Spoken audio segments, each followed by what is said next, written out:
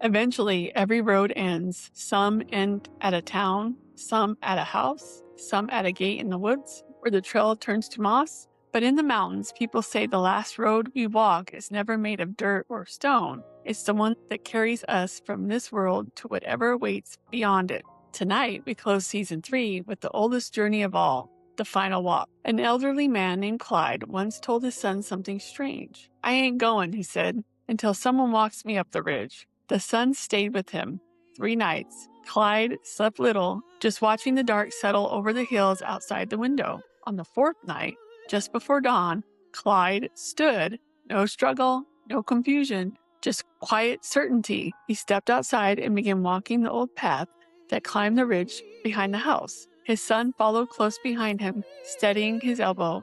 The climb was slow. Halfway up the ridge, Clyde's breathing softened. The air smelled like wet leaves and cold morning. 3/4 of the way to the top, Clyde stopped. He looked at his son and smiled gently. "This is as far as you're meant to go." Then he stepped forward into the trees. His son watched. Clyde didn't stumble, didn't fall. He simply kept walking until the fog rising through the branches swallowed him. By the time he reached the ridge, the path was empty. They searched for days. They never found his body. Strange story, but when you want to walk, you want to walk. Fun fact, in parts of Appalachia, elders sometimes spoke about taking a last walk when they felt their time was approaching.